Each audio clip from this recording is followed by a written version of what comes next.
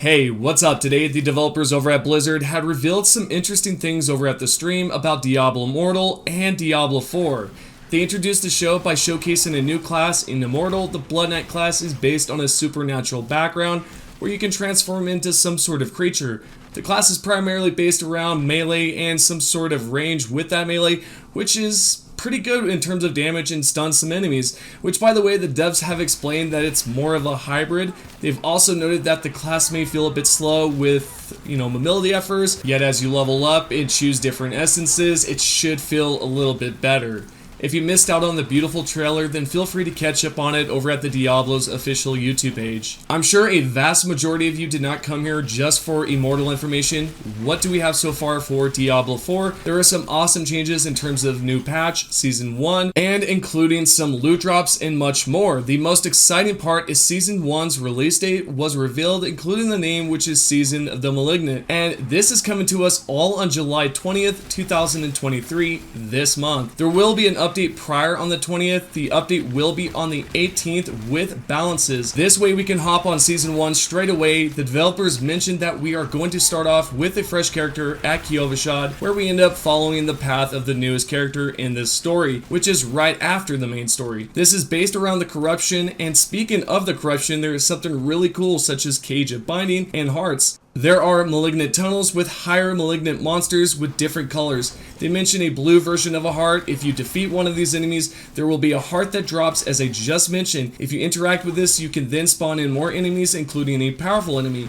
What's great is if you defeat that one, you can then spawn a different item in that can then be socketed into one of your jewelry items, which is pretty phenomenal. They show different types and how, insane the power will actually be. And the news did not stop right there, because there are new unique and legendaries to hunt for in the newest season. The only thing that I'm worried about so far with that is most of us will probably not acquire some of these items. I'm not talking about legendaries, yet unique specifically. If it's anything like those ultra rare unique items such as Ring of the Starless Sky or maybe Visage, then it's going to be a tough time for us players out here unless they do increase the loot drops, of course. And speaking of the loot drops, we are going to talk about that a little bit further on. So with the season pass, they did reveal some of the rewards that you can unlock. Some things were shown, such as unlockables, challenges, or what they call chapters, and much more. What's great is if you unlock an item, it is also unlocked for other characters, for example, Druid, Barbarian, Sorcerers, and so on. There is a screen to each item and what it looks like, which is nice, because when I'm trying out these items, or if I'm going to hop on a different character, I want to know what it looks like without logging into that character. So this is pretty cool that it does show you that on the Season Pass. And honestly, a vast majority of these items on the Season Pass look pretty cool, including the mount armor and the armor for us. I mean, it's a lot of cool stuff. Moving on, there is a currency called Smoldering Ashes, which can be earned and used at the Season Blessing screen, which is completely free for everyone. There are some things like increasing XP from monsters, increased duration of potions, malignant hearts, and so on. Not only are there Smoldering Ashes, there are favors that can be earned and used in the season journey. Of course, I'm summarizing this as there is much more to this in the Season Pass. Most importantly, on July 18th, you need to log in on a character with the most progress, because this is going to help out with sort of migrating the information to other characters, as the developers mentioned on the stream. The only thing is that this needs to be done once. Now, let's say that you're far away from your console or PC when this update is out, or perhaps you're on vacation. Do not worry, because you can't actually do this. There is no negatives to waiting it out, so just go ahead, enjoy your vacation, or complete everything that you need to do in your daily life. Then come back to the console, download the update, and then you can log into one of your characters that of course has the most progression, and then this will sort of just migrate it to your other characters. Also, if you are new to the game, make sure that you do the following: complete the campaign, collect Altars of Lilith, discover some locations, of course, reveal the Fog of War, and just catch up so when Season of Malignant drops, you will be all caught up. The neat thing is that there is some sort of bit of time, right? You have, of course, a week, which is not too bad. This is going to be kind of difficult if you have a full-time job, or you might be doing something else in your life. So overall, it might just be difficult for you to collect all this renown and just to sort of get caught up. Also, the update 1.40 will be released today. One of the first changes they have made is pretty much towards some things, I believe, in balancing or just overall stability.